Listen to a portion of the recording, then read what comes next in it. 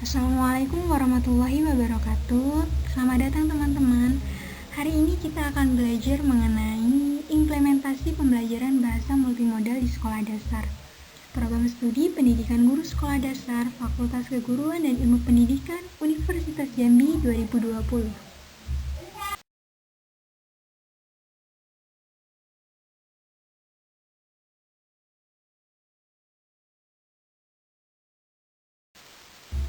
Dibuat memenuhi tugas mata kuliah pembelajaran Bahasa Indonesia kelas tinggi dengan dosen pengampu Bapak Dr. Eko Kuntarto MPD MKom Engineering dan disusun oleh kelompok 4 R004 yang beranggotakan Nisa Agustina, Mira Mardiana, Nurrohayati, Leli Suryana, Rama Melenia, Desi Rahmasari, dan Faratun Tila Herdiani. Multimodality adalah istilah yang digunakan untuk merujuk pada orang yang berkomunikasi menggunakan modes yang berbeda pada saat bersamaan, yang didefinisikan sebagai penggunaan beberapa semiotik modes dalam desain produk atau peristiwa semiotik secara bersamaan. Dengan cara tertentu, mode-mode ini digabungkan untuk memperkuat, melengkapi, atau berada dalam susunan tertentu. Multimodality dapat juga dikatakan sebagai istilah teknis yang bertujuan menunjukkan bahwa pemaknaan yang kita lakukan selama ini memanfaatkan beragam semiotik. Sementara Chen 2010 memaknai multimodality sebagai memahami bagaimana sumber semiotik verbal dan visual dapat digunakan untuk merealisasikan jenis dan tingkatan dialogik engagement, keterlibatan dialogis atau cetak miring dari peneliti dalam sebuah buku teks. Dapat dipahami bahwa multimodality sebagai sebuah prosedur analisis yang menggabungkan alat dan langkah analisis linguistik seperti misalnya systematic functional linguistics atau tata bahasa fungsional dengan alat analisis untuk memahami gambar bila teks yang dianalisis menggunakan dua mode, verbal dan gambar. Langkah-langkah teknik prosedur analisa multimodality. Menurut Kress dan Van Leeuwen 1996, langkah-langkah yang pertama adalah menggunakan langkah analisis ini kita harus memerlukan image seperti bahasa. Ini artinya, image diyakini sebagai bahasa verbal merealisasikan ketiga metafungsi bahasa. Yang pertama, merealisasikan metafungsi ideasional, bagaimana gambar mempresentasikan pengalaman. Metafungsi kedua yang direalisasikan oleh image adalah interpersonal.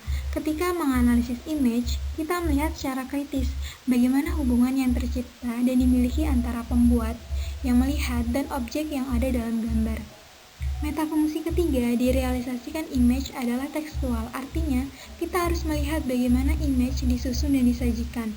Seperti dalam kalimat pada bahasa verbal, bagaimana elemen dalam kalimat disusun akan mempengaruhi makna kalimat secara keseluruhan. Langkah kedua, setelah image dengan kerangka pandang tiga metafungsi bahasa, langkah selanjutnya adalah prosedur analisa gambar adalah penggambaran atau identifikasi. Berikut ini contoh sederhana bagaimana langkah analisa yang dijelaskan di atas dapat diterapkan.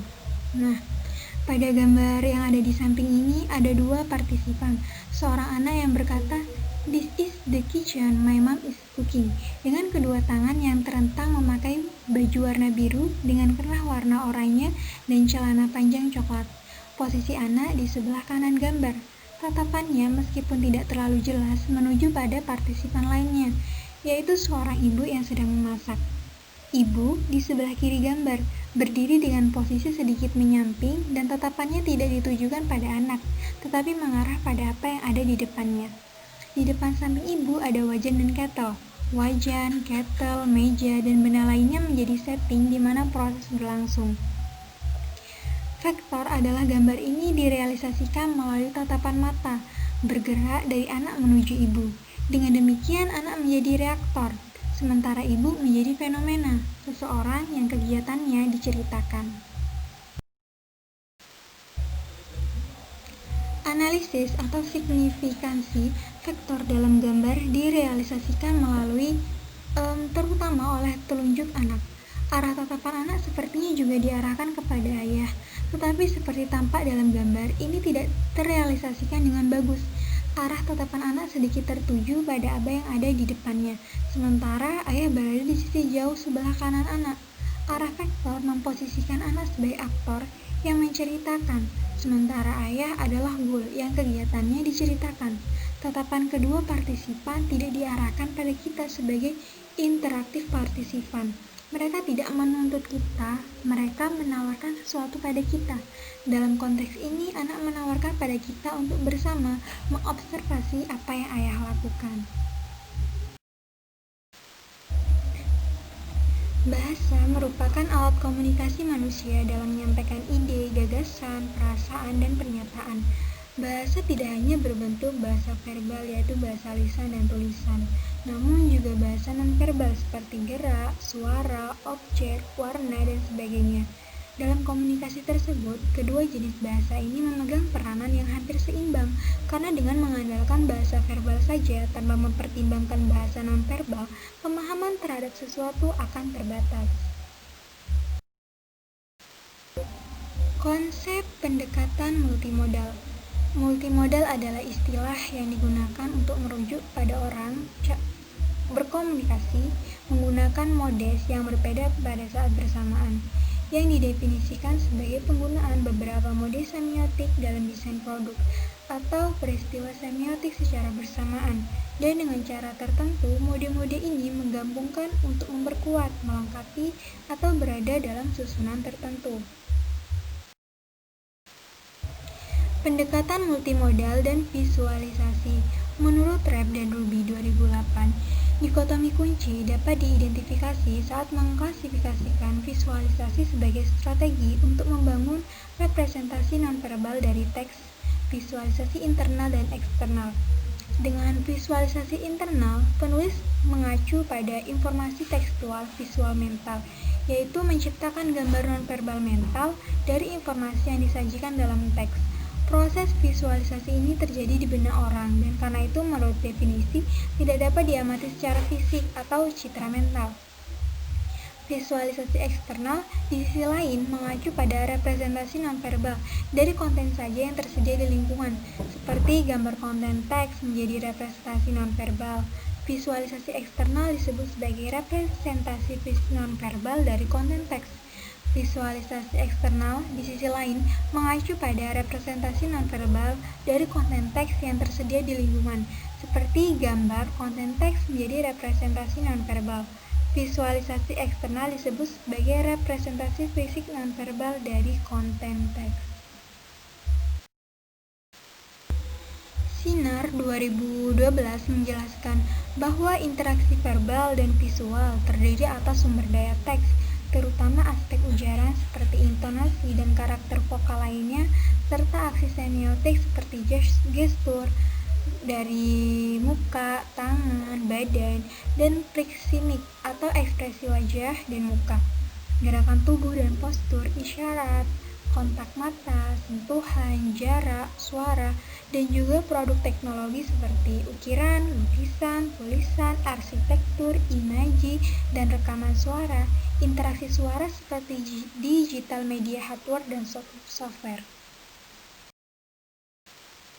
Selanjutnya, dalam analisis multimodal, komposisi berkaitan dengan adanya makna representasional dan interaktif dengan gambar yang menurut Kress dan Lowen 2006 dilakukan melalui 3 sistem, yaitu pertama, information value atau nilai informasi. Peletakan unsur partisipan dan sintagma yang menghubungkan keduanya dan satu sama lain dengan penyaksi gambar, sehingga memberikan mereka nilai informasi spesifik tentang unsur-unsur yang ada dalam image yang dapat dilihat baik dari kanan, kiri, atas, bawah, tengah, dan samping. Yang kedua, challenge atau tonjolan. Unsur partisipan dan representasi dari sintagma interaktif dibuat untuk menarik perhatian pengamat atau penonton dengan derajat yang berbeda sebagai penempatan, latar belakang, latar depan, ukuran yang relatif, kontras dalam nilai warna, perbedaan ketajaman, dan lainnya. Selanjutnya yang ketiga, framing atau bingkai. Kehadiran atau ketidakhadiran alat bingkai direalisasikan oleh unsur yang menciptakan batas garis atau garis bingkai tidak berkaitan atau berkaitan dengan image, memberi tanda bahwa mereka adalah bagian atau bukan bagian. Implementasi pendekatan multimodal. Pendekatan multimodal dapat diaplikasikan pada setiap keterampilan bahasa. Sebagai contoh, penelitian yang dilakukan oleh Victor Lim Phiem dan teman-temannya pada 15 Agustus 2015 yang berjudul Mengajarkan Teks Visual dengan Software Analisis Multimodal. Phiem dan teman-temannya berpendapat bahwa perangkat lunak analisis multimodal pada awalnya dirancang terutama digunakan oleh peneliti dan analisis ahli di institusi pendidikan tinggi. Contoh implementasi pendekatan multimodal berikutnya adalah penggunaan permainan bahasa multimodal yang inovatif, mewujudkan lingkungan belajar yang otentik untuk pelatihan komunikasi lisan dalam bahasa asing, sebuah petualangan virtual yang disebut Berlin Compass. Dari beberapa artikel mengenai penggunaan pendekatan multimodal dalam pembelajaran bahasa, terdapat beberapa aspek penting yang penulis temukan sebagai berikut. Yang pertama, keaktifan dan motivasi siswa. Pendekatan multimodal meningkatkan keterlibatan peserta didik dalam proses belajar mengajar. Kedua, pembelajaran yang teratur. Manfaat utama pendekatan multimodal dalam pengajaran dan pembelajaran kelas bahasa adalah mendorong otonomi siswa dalam mendorong pembelajaran mandiri. Ketiga, gaya mengajar. Tidak ada pelajar yang memiliki kemampuan atau keterampilan, minat, gaya belajar yang sama.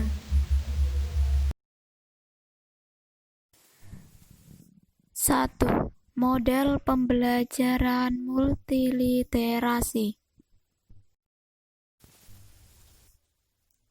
A. Pengertian model pembelajaran multiliterasi. Pembelajaran multiliterasi adalah pembelajaran yang menggunakan kemampuan ataupun dalam berbagai literasi sebagai membentuk suatu kesatuan yang utuh dan menentang. Seseorang telah berliterasi apabila ia mampu mengkomunikasikan suatu informasi yang ia dapatkan berdasarkan alur pemikirannya yang jelas, yakni tidak menerima ataupun meyakini informasi secara mentah. Dalam mengolah suatu informasi dari berbagai disiplin ilmu diperlukan pemikiran logis, misalnya dengan cara mengkritisi, menganalisis, ataupun mengevaluasi. Yang B. Tujuan model multiliterasi. Tujuan di dalam model multiliterasi untuk memberikan kesempatan atau peluang kepada siswa dalam mengembangkan dirinya mulai dari keterampilan, pemahaman, dan karakter siswa. C. Karakteristik model multiliterasi. Karakteristik model pembelajaran multiliterasi adalah model pembelajaran yang menghubungkan materi pembelajaran dengan kehidupan siswa untuk mencari dan menemukan. Siswa berperan untuk mencari dan menemukan sendiri inti dari pembelajaran itu sendiri. D. Sintaks model multiliterasi.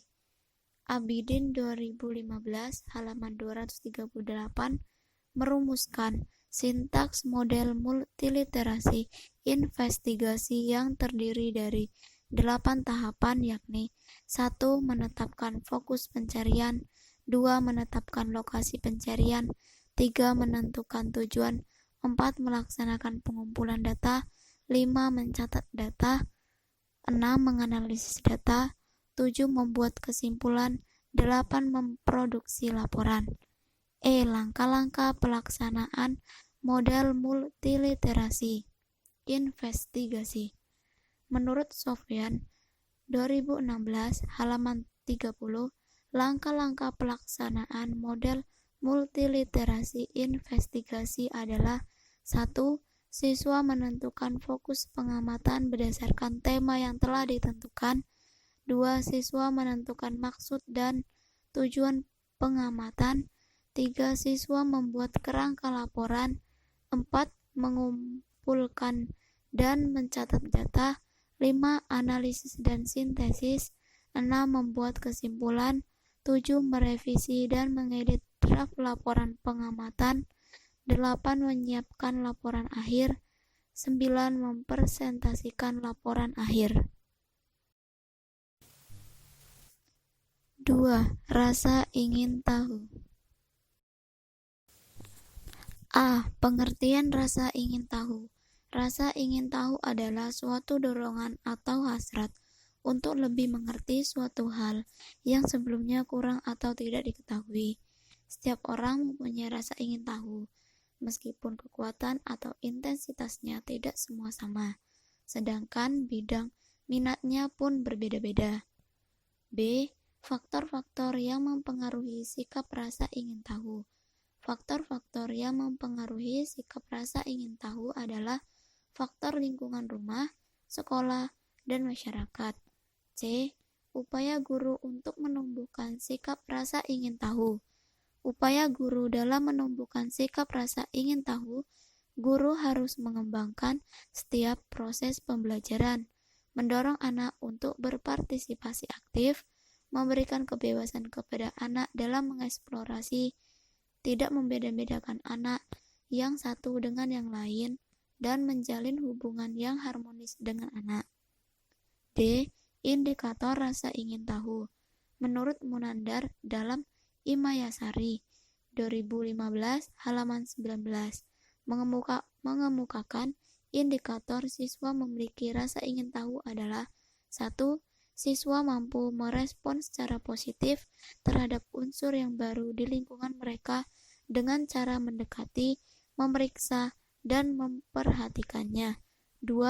Mengamati lingkungan untuk mencari pengalaman baru.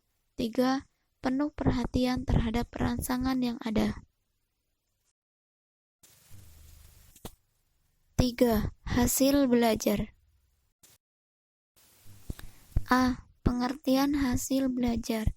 Hasil belajar siswa merupakan kemampuan yang diperoleh anak sebagai tingkat keberhasilan yang dicapai melalui proses belajar, mengajar, dinyatakan dalam angka-angka sebagai pencapaian tujuan pembelajaran. B. Tujuan penilaian hasil belajar.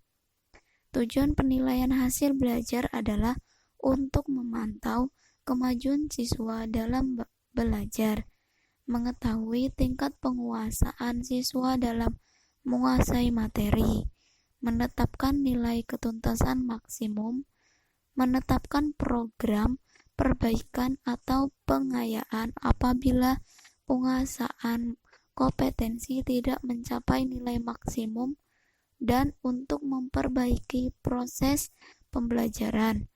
C. Macam-macam penilaian hasil belajar. Macam-macam hasil belajar menurut Ahmad Susanto 2013 halaman 6 meliputi 1. Pemahaman konsep atau aspek kognitif. 2. Keterampilan proses atau aspek psikomotorik. 3. Sikap atau aspek afektif. D. Jenis-jenis penilaian hasil belajar. Menurut Sudjana 2017 halaman 5 membagi jenis penilaian hasil belajar sebagai berikut. 1. Penilaian formatif. 2. Penilaian sumatif. 3. Penilaian diagnostik. 4. Penilaian selektif. Dan 5. Penilaian penempatan.